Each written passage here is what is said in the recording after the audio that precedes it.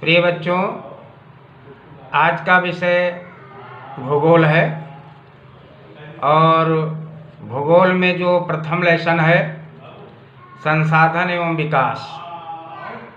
तो संसाधन एवं विकास के बारे में आप सभी लोगों को अध्ययन करना है। तो सबसे पहले हम आप लोगों को भूगोल किसे कहते हैं 2 लाइन में बताना चाहेंगे। तो ये तो आप लोगों को मालूम होगा, भू धन गोल अर्थात पृथ्वी गोल है। लेकिन भूगोल किसे कहते हैं? भूगोल एक वह आभामय विज्ञान है। भूगोल एक वह आभामय विज्ञान है जिसके विषय में जितना भी वर्णन किया जाए उतना ही कम है।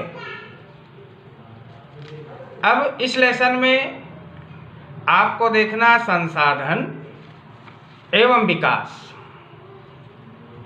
तो संसाधन हमें कहाँ से प्राप्त होते हैं और उन संसाधनों को कैसे परिष्कृत करें जिससे हमको लाभ प्राप्त हो, समाज को लाभ प्राप्त हो, जन को लाभ प्राप्त हो, लोगों को लाभ प्राप्त हो। तो पर्यावरण में उपलब्ध वे सभी वस्तुएं जिनमें मानवीय आवश्यकताओं की पूर्ति की क्षमता होती है संसाधन कहलाते हैं। संसाधनों का विकास उनकी संभाव्यता एवं उद्योगों पर निर्भर करता है। अब आप इसमें देखेंगे कि संसाधनों का वर्गीकरण अर्थात संसाधनों को कितने भागों में बांटा गया है। तो उत्पत्ति के आधार पर संसाधनों को 2 भागों में बांटा गया है। नंबर 1 जैव संसाधन जैसे मनुष्य, पशुधन, संपत्ति एवं जीव आदि। कोयला एवं पेट्रोलियम जैविक स्रोत है क्योंकि ये जीवित रूपों के क्षय से बनते हैं। नंबर 2 अजैव संसाधन।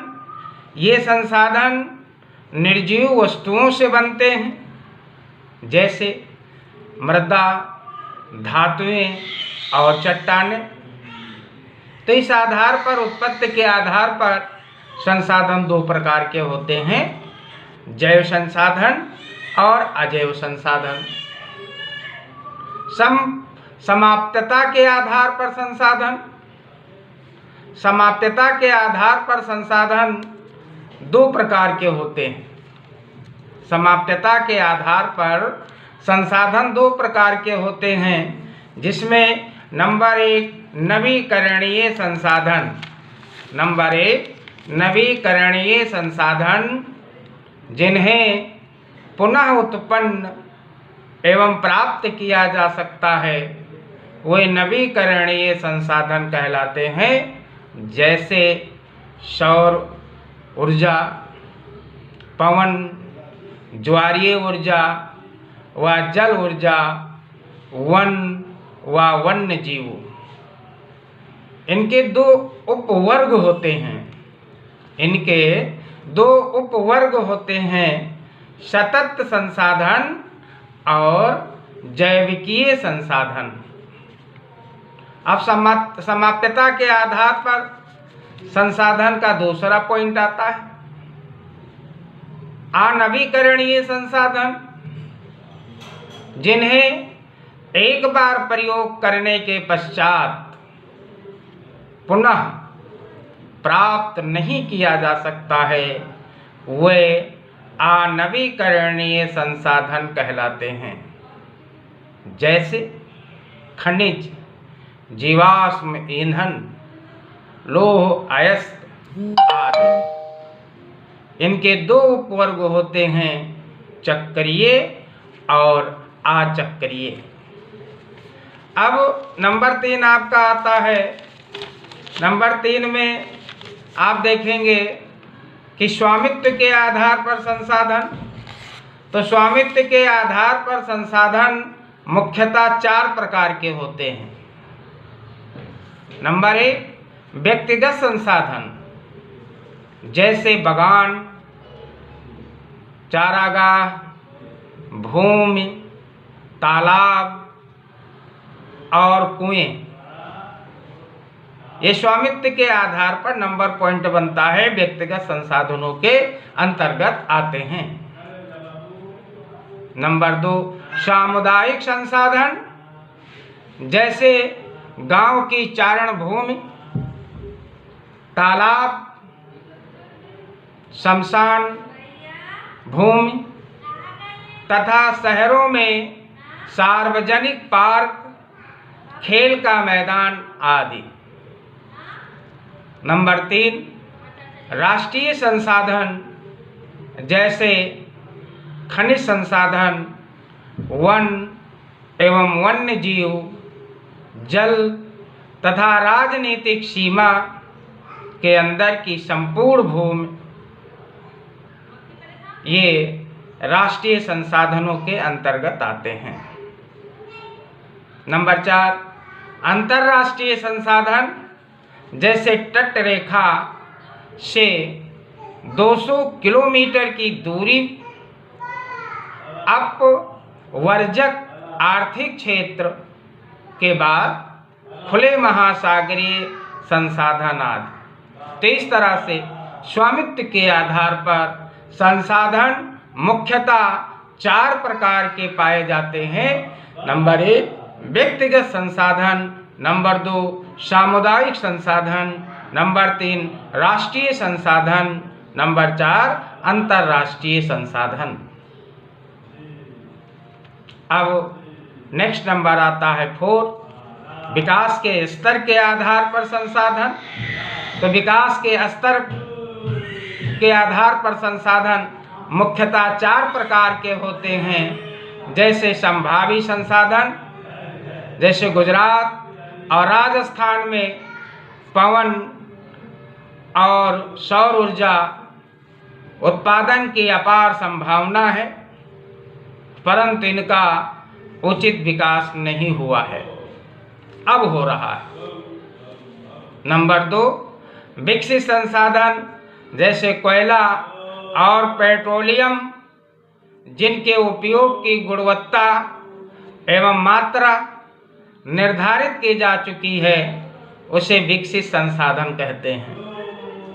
नंबर 3 भंडार के आधार पर, जैसे जल 2 ज्वलनशील गैसों हाइड्रोजन व ऑक्सीजन का यौगिक है तथा यह ऊर्जा का स्रोत बन सकता है, परंतु इस उद्देश्य से इसका प्रयोग करने के लिए हमारे पास आवश्यक तकनीकी ज्ञान नहीं है।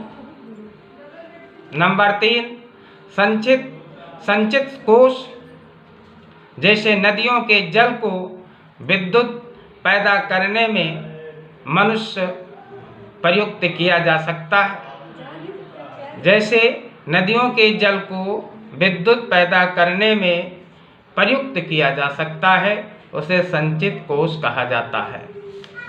अब आप आगे इसमें देखेंगे संसाधनों का विकास। संसाधन प्रकृति की देन है, ईश्वर की देन है, भगवान की देन है, किंतु इसके अंधाधुंध उपयोग से अनेक समस्याएं उत्पन्न होती हैं, जैसे वैश्विक तापन, ओजोन परत का ह्रास, पर्यावरण प्रदूषण व भूनिम्नीकरण आदि। असमान संसाधन वितरण, जिससे समाज संसाधन संपन्न और संसाधन विहीन में बंट जाता है। सतत पोषणीय विकास, इससे तात्पर्य यह है संसाधनों का इस प्रकार उपयोग करना जिससे वर्तमान आवश्यकताओं की पूर्ति के साथ आने वाली पीढ़ियों को भी लाभ पहुँचे, साथ ही पर्यावरण को भी क्षति न पहुँचे। सतत पोषणीय विकास की अवधारणा को सर्वप्रथम जून 1992 ईस्वी में ब्राज़ील के शहर रियो डी जेनेरियो में संयुक्त राष्ट्र पर्यावरण और विकास सम्मेलन में स्वीकृत किया गया था।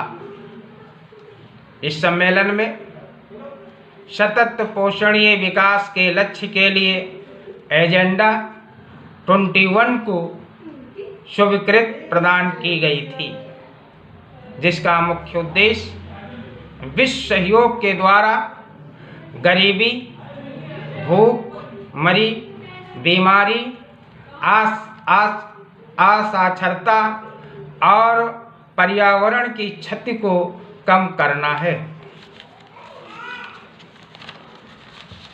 इसके फलस्वरूप आप देखेंगे भारत में संसाधन नियोजन की आवश्यकता, भारत में संसाधन नियोजन की आवश्यकता। संसाधन नियोजन से आशय उपलब्ध संसाधनों की पहचान और मात्रा के साथ साथ उनके उचित विकास से है। इसे निम्न तथ्यों के द्वारा व्यक्त किया जा सकता है। झारखंड, मध्य प्रदेश और छत्तीसगढ़ आदि प्रांतों में खनिजों और कोयले के मुख्य भंडार हैं, किंतु तकनीकी और संस्थागत समर्थन की कमी है। इसी प्रकार राजस्थान में पवन और सौर ऊर्जा संसाधनों की अधिकता है, लेकिन जल संसाधनों की कमी है। लद्दाख का शीत मरुस्थल अन्य भागों से अलग है। यह प्रदेश सांस्कृतिक विरासत का धनी है, परंतु यहाँ प्राकृतिक संसाधनों की कमी है। नेक्स्ट पॉइंट आपका बनता है संसाधन नियोजन की प्रक्रिया। संसाधन नियोजन की प्रक्रिया में निम्न चरण होते हैं। नंबर 1, देश में उपलब्ध संसाधनों की पहचान व अनुमान लगाना। नंबर 2, संसाधन विकास के लिए योजना तैयार करना। नंबर 3, विभिन्न विकास योजनाओं में समन्वय स्थापित करना। नंबर 4, भारत में इसके लिए योजना आयोग के अंतर्गत पंचवर्षीय योजनाएं बनाई गई हैं, जिस पर वर्तमान में नीति आयोग काम कर रहा है। प्रिय बच्चों, आज हमको इस लेसन में संसाधन एवं विकास के लेसन में जो पढ़ाना था, जो वादन करना था, तो यहीं तक है।